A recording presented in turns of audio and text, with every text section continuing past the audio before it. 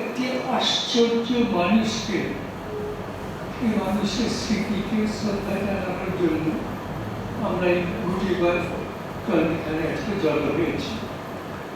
আশ্চর্য মানুষ আমি বলবো যে বাংলার ইতিহাসে এমন মানুষ খুব কমই জন্মেছেন।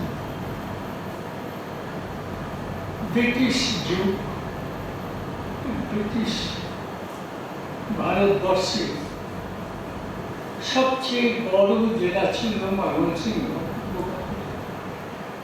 এবং সেই জেলার সবচেয়ে বড় জমিদার ছিলেন মুক্তাগাছা আচার্য চৌধুরী পরিবার। চিরস্থায়ী বন্দোবস্ত ইংরেজরা 1793 সালে যে মূল্যবান ছিল, সেই মূল্যবানে জমির দাম নির্ধারণ করে তার খাজনা একটা নজরানা প্রতি বছর যদি জমিদাররা দিতেন, তাহলে সমস্ত জমি তারা অধিকারী হয়ে যেতেন, তারা রাজা বলে যেতেন, তারা প্রজাদের নিয়ে যাত্রী করতে পারতেন। ইংরেজ প্রভুরা নিশ্চিন্ত যে বসম্ভব একটি সামন্ত শ্রেণী তারা তৈরি করলেন, তারা সবসময় তাদের সঙ্গে থাকবেন। এবং এটাই হওয়া উচিত ছিল যে বৃহত্তম জেলার বৃহত্তম জমিদারের পুত্র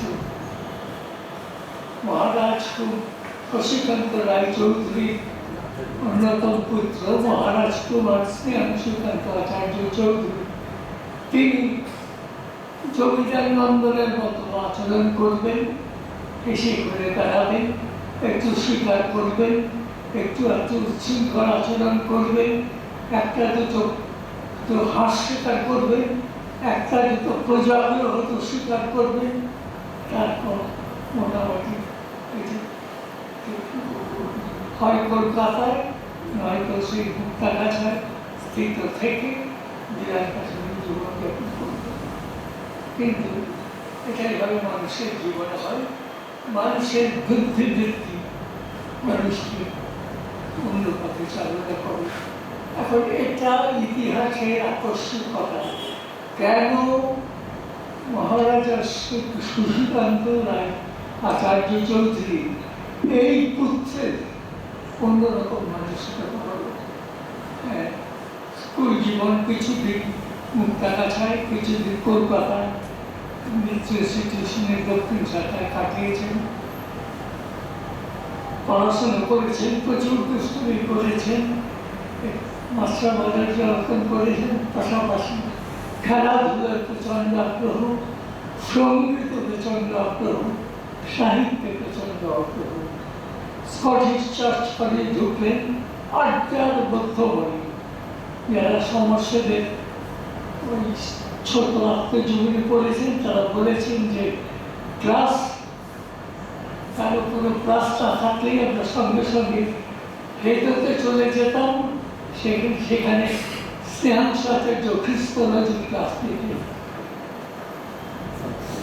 খ্রিস্টান অবারণ ব্যাকরণিক কথাবার্তা বলতেন, অনেক অশোভন গল্প নিয়ে হাসাহাসি করতেন, সঙ্গীত চর্চা করতেন, সঙ্গীত কখনো উৎসাহ দিতেন। কিন্তু একটা জায়গায় স্কুলে বলতেন, মুক্তাগাছায় থাকতে যুগান্তর বিপ্লবী দলের সঙ্গে যোগাযোগ করতে চায়। শ্রী অরবিন্দ বিপ্লবী পথ পরিত্যাগ করে পণ্ডিতের চলে গেছে, তার কিছু পুরনো অনুগামী, তাহলে সশস্ত্র বিপ্লবের ময়মনসিংহে সেই যুগান্তর দলে তিনি নেতা সুরেন্দ্রমোহন ঘোষ, মধুদা, গভীর তার প্রতি গভীর শ্রদ্ধা পোষণ করতেন। এবং যখন বুদ্ধি পরিণত হল এবং উনি বিপ্লবী মার্ক্সীয় দর্শনে দীক্ষা নিলেন, তাহলে আজীবন মধুতা সম্পর্কে যারা শ্রদ্ধা ভাবছিল মধুদার সুরেন্দ্রমোহন ঘোষ প্রাদেশিক কংগ্রেসের সভাপতি, রাজ্যসভায় বহুদিন কংগ্রেস সদস্য, কিন্তু সত্ত্বেও প্রতি বছর অন্তত একদিন স্নেহ সাহায্য দিয়ে তাকে সাক্ষাৎ করে তাকে প্রদান করা। কিন্তু যে কথা বলছিলাম যে স্বদেশীর বাল ঢুকে গেল স্নেহ সাহায্যের মধ্যে, সেটা স্কটিশ বিবেচনাকে ম্যাজিস্ট্রেট করবে। প্রথম আলাপ হলো ময়মনসিংহ জেলার কিশোরগঞ্জের মাঝারি জমিদার নন্দন ভূপেশ গুপ্তর সঙ্গে। ওই দেশে থাকতেই ময়মনসিংহের সাথে পরিচয় ছিল, সেই পরিচয় গভীর হলো। দুজনে ইংরেজিতে ঢুকে গেলেন। কৃষ্ণদেব তখন অক্লান্ত পরিশ্রম করে ইংরেজি করে তুলেছেন স্বাধীনতা। জ্যোতি বসু চলে এলেন সাচার্যের সঙ্গে, জ্যোতি বসু আলাপ করিয়ে দিলেন ভূপেশ গুপ্ত। এই যে তিনজনের আলাপ থেকে যে একটা মজবুত অনুপ্রেরণা বাংলার মধ্যবিত্ত সম্প্রদায়, যুব সম্প্রদায় তখন পেয়েছিল, তা বোঝাতে বলে এরা প্রত্যেকেই সম্পন্ন করে সন্তান। প্রত্যেকের বাবা মা তাদের বিদেশে পাঠিয়েছিলেন ব্যারিস্টারি পদবী বা ICS হক, দেশে ফিরে গাড়ি গাড়ি টাকা রোজগার করবে, সম্মান পাবে, নাইটহুড পাবে ইত্যাদি। তারা অন্যরকম হয়ে গেলেন। অল্প সময়টা অন্যরকম ছিল। গোটা পৃথিবী জুড়ে মন্দা, হাহাকার, দারিদ্র, বেকারি। ইউরোপে সেই ফ্যাসিস্ট অভ্যুত্থানের আশঙ্কা শুধু বাস্তব, তার বিরুদ্ধে যে লড়াই, গোটা ইউরোপ জুড়ে লড়াই, এবং ইংল্যান্ডেও ছাত্রদের, ভারতীয় ছাত্রদের সম্পর্কিত করবে। তার কাছে অনেক গল্প শোনা গেছে কি করে তখন তারা একটা আশ্চর্য শক্তিশালী ভারতীয় ছাত্রদের সম্মেলন গোটা ইউরোপ জুড়ে গড়ে তুলেছিলেন। Federation of Indian student societies in great Britain, Ireland and Europe. এবং তাতে শুধু যে আমাদের এই সমস্ত আমাদের যে সাম্রাজ্যবাদের কাছে প্রতারক দেশের ছেলেমেয়েরা থাকতেন, ওখানে অনেক ইংরেজ যারা প্রগতিশীল, যারা ভারতবর্ষের স্বাধীনতা আন্দোলনের সম্পর্কে অত্যন্ত সদস্য, তারা পর্যন্ত সদস্য ছিল। কিন্তু যা হলো, ইন্ডিয়া লীগ থেকে গ্রেট ব্রিটেন কমিউনিস্ট পার্টি, সেখান থেকে দ্বিতীয় মহাযুদ্ধের শুরুতে কয়েক মাসের ব্যবধানে এই তিনজনের দেশের উপর ফেরা। তিনজনই কলকাতায় এসে মুজাফফর আহমেদের কাছে নিজেকে উপস্থাপন করলেন, দীক্ষিত হলেন, ভারতীয় কমিউনিস্ট পার্টির সদস্য ছিল। অত্যন্ত কঠিন সময় সেটা কমিউনিস্ট পার্টির সময়, 41-42 সাল। প্রথম দিকে পার্টি দেয়নি, তারপরে যখন নাৎসিরা সোভিয়েত ইউনিয়ন আক্রমণ করল, তখন কমিউনিস্ট পার্টি, ভারতীয় কমিউনিস্ট পার্টি পর্যালোচনা করে দ্বিতীয় মহাযুদ্ধের চরিত্র দিয়ে নতুন একটা বিশ্লেষণ দাখিল করলেন, জলযুদ্ধ নীতি। তাতে ইংরেজ প্রভুরা সাময়িক খুশি হলেন, কমিউনিস্ট পার্টির ওপর যে নিষেধাজ্ঞা সেটা তুলে দিলেন। কিন্তু দেশে একটা বড় অংশের মানুষ ভুল বুঝলেন, এবং সেই ভুল বোঝার পালার যে অভিজ্ঞতা, সে অভিজ্ঞতার মুখোমুখি হয়েছিল এই তরুণ কর্মীদের, যারা নিজেদের সমৃদ্ধ সংসারের সঙ্গে সমস্ত বন্ধন ছিন্ন করে সর্বহারাদের দিকে হাতে দিয়েছে। অথচ দেশের একটা বড় অংশের মানুষ তাদের দিকে অবিশ্বাসের দৃষ্টিতে তাকান। আমার এখনো মনে আছে, আমি তখন সদ্য কলেজে ঢুকেছি, আমরা যারা ছাত্র ফেডারেশন করতাম তাদের খুব ভয়ে ভয়ে দিন কাটাতে হতো, এবং আমাদের শহরে অন্তত আমরা ফেডারেশন নামটা পর্যন্ত উচ্চারণ করতে পারতাম না। আমার এখনো মনে আছে, আমরা বলতাম স্টুডেন্টস ইউনিটি ব্রিগেড হিসেবে আমরা কাজ করছি, যদি আমরা আদতে স্টুডেন্টস ফেডারেশন। অনেক ক্ষেত্রে এমন হয়েছে, একজন কমিউনিস্ট কর্মী ও তুমি তো ব্রিটিশ হয়েছ, তোমার তো আমরা থুতু ছেদ, এইরকম একটা পরিস্থিতির মধ্যে দাঁড়িয়ে জ্যোতি বসু প্রবেশ করতে লড়াই করেছেন, মানুষকে বুঝেছেন, নম্র দেশের মানুষ ভুল বুঝছে। দেশে আমরা একটি নগণ্য দল, আরো অনেক দল আছে, সবচেয়ে বড় দল কংগ্রেস, তার বিরুদ্ধে চরণ করছি আমরা দ্বিতীয় মহাযুদ্ধের সময়, মহাত্মা গান্ধীর বিরুদ্ধে চরণ করছি, জওহরলাল নেহরুর বিরুদ্ধে চরণ করছি, শহীদ সুভাষচন্দ্র বসুকে আমরা জার্মান চর বলে আখ্যা দিয়েছি, এবং লোকেরা আমাদের ধিক্কার করেছে। নমনীয় হয়ে, নম্র হয়ে, তৃণাতপি সুনিচন হয়ে কাজ শুরু করেছে। এরা যে কাজ শুরু করেছে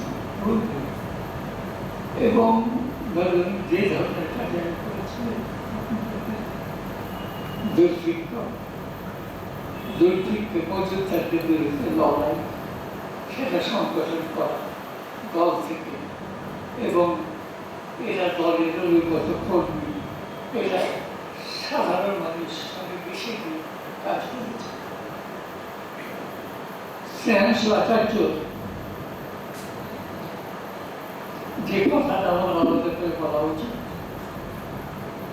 পুরো জীবন ভরে তিনি দান করে গেছেন, পার্টিকে দান করে গেছেন। তার কলকাতার ঘর বাড়ি সম্পত্তি পার্টিকে দিয়েছেন, দার্জিলিংয়ে যে ঘর বাড়ি ছিল পার্টিকে দিয়েছেন, পার্টির জন্য ছাপাখানা দিয়ে দিয়েছেন, পার্টিকে অনেক গাড়ি জিপ ইত্যাদি কিনে দিয়েছেন। যখনই পার্টির কোনো প্রয়োজন হয় যে কোনো ব্যাপারে দেখেছেন, এবং পার্টির কর্মীদের নিয়ে বিচার আটক করা হয়েছে, কোনো মিথ্যে মামলায় ফাঁসানো হয়েছে,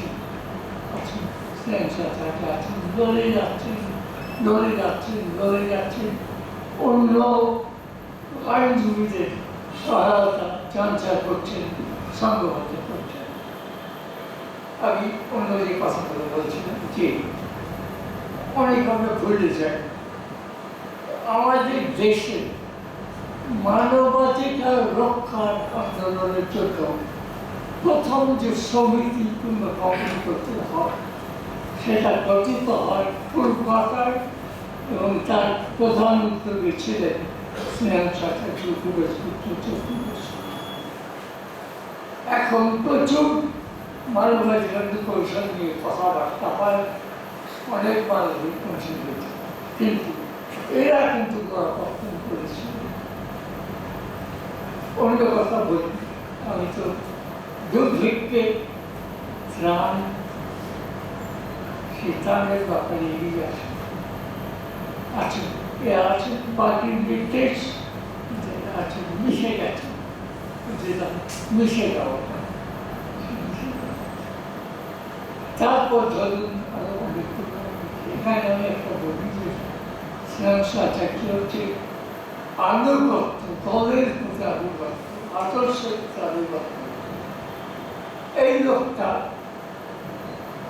বিচিত্র মানুষ, সামাজিক মানুষ, খেলাধুলায় নিজে ফুটবল খেলতেন, ক্রিকেট খেলতেন, ক্রিকেট সংগঠনের সঙ্গে যুক্ত ছিলেন এবং তার ক্রিকেট অ্যাসোসিয়েশন বেঙ্গলের সভাপতি ছিলেন।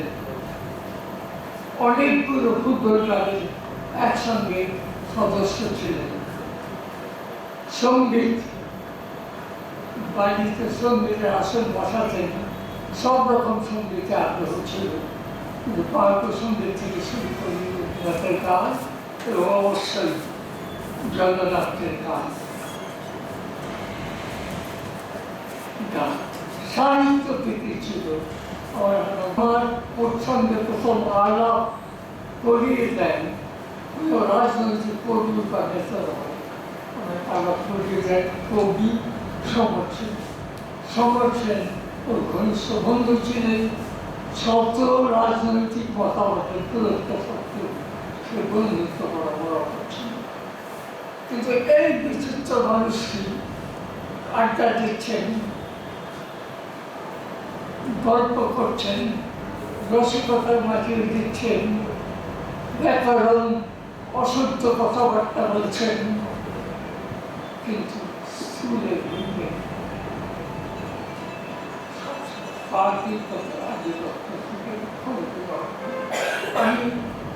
এবং পার্টির প্রতি আনুগত্য হেতু তিনি অনেক ব্যক্তিগত অভিমান পর্যন্ত উৎসর্জন দিয়েছেন। এই কথাগুলো বাইরে কোনোদিন বলা হয়নি, এখন হয়তো ভুলেও গেছে। আমি দ্রুত দৃষ্টান্ত দেব। 1948-49 সাল রণদ্বীপের যে বিপ্লব নিয়ে যে পরীক্ষা, যেটা ঘোর সফল, সেই সময় তখন যারা রাজ্যের পার্টির নেতৃত্ব তারা স্নেহাচার্য সম্বন্ধে একটি বিরূপ প্রতিবেদন পার্টির সাধারণ সম্পাদক বিদ্যুৎ কাছে পাঠায়। তখন স্নেহাচার্যকে কংগ্রেস সাময়িকভাবে বরখাস্ত করে দেন। স্নেহাচার্য অত্যন্ত আঘাত পেয়েছিল, কিন্তু মুখ বুঝে সহ্য করেছিলেন, পার্টি ফিরে গেছি। পরে যখন সরকারি ভাগে পার্টি ভাগাভাগি হয়ে গেল 64 সালের শেষের দিকে, তখন বিটি দিলে তার নেতা হলেন। সেই নেতাকে আরো একটা অত্যন্ত সংবেদনশীল কথা বলব। 1964 সাল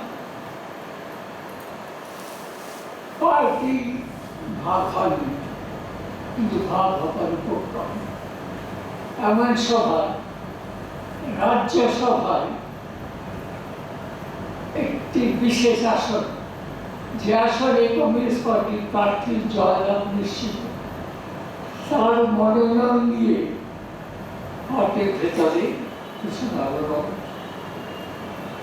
ভূপেশ গুপ্ত 52 সালে সেই আসনে জয়ী হয়েছেন, 58 সালে আবার তিনি জয়ী হয়েছেন এবং পার্টিতে একটা দস্তুর ছিল, এখনো হয়তো আছে, যে পরপর দুবার 2 দফার বেশি কাউকে রাজ্যসভার সদস্য রাখা হবে না। লোকসভায় যেখানে প্রত্যক্ষভাবে নির্বাচনে লোক হয় সেখানে অন্য ব্যাপার, কিন্তু পার্টির ভেতরে একটা চাপ সৃষ্টি হল। ভূপেশ গুপ্ত অত্যন্ত সফল রাজ্যসভায় নেতা হিসেবে ওকে অনেক দফা ওকে মনোনয়ন দেওয়া হোক। পার্টির সম্পাদক মন্ডলীতে 4 জন ভূপেশ গুপ্তের পক্ষে, অন্য 4 জন স্নেহাংশু আচার্যকে রাজ্যসভায় পাঠাতে চান। কংগ্রেস জ্যোতি বসু 9ম সদস্য, তিনি কি করবেন তার মনে তিনি একদা হরিহর রাস্তা বন্ধ। ভূপেশ গুপ্ত, জ্যোতি বসু, জ্যোতি বসু কাকে ভোট দেবেন? জ্যোতি বসু ভূপেশ গুপ্তকে ভোট দেবেন। ভূপেশ বাবু পার্টির মনোনয়ন পেয়ে স্নেহ সুকান্ত আচার্য আঘাত পেয়েছিলেন, কিন্তু তার মনে সেই আঘাতের কোনো তীব্রতা। আমি 1965 সাল থেকে স্নেহ সুকান্ত আচার্যের মৃত্যু পর্যন্ত 86 সাল, এই যে 21 বছর,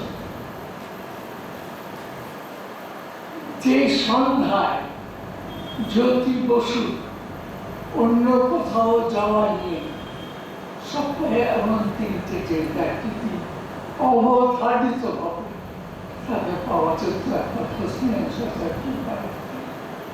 কারণ সেটাই তার অবলম্বন, আশ্রম, বন্ধু, পরামর্শদাতা। অনেকদিন রাত্রি আহার ছেড়ে তাদের বাড়িতে। এখন এই যে একটা আশ্চর্য মানুষ, যে হয়তো মনের ভেতরে একটা আশা পোষণ করেছিলেন যে একবার যাবেন নতুন দিল্লিতে গিয়ে একটু সংসদে বসবে, কিন্তু তার ঘনিষ্ঠতম বন্ধু তাকে যেতে দিলেন না। কোনো রকম অভিমান ছিল। এই সেজন্য বলি এক আশ্চর্য মানুষ ছিলেন। আমি আর কথা বাড়াবো না, কারণ অনেক কথা বলবার ছিল, কিন্তু আরো অনেকে আছেন। আমি শুনে যাবো যে শেষ পর্যন্ত একটা মানুষকে পরিচয় নির্ভর করে সেই মানুষ কতটা নিজের প্রতি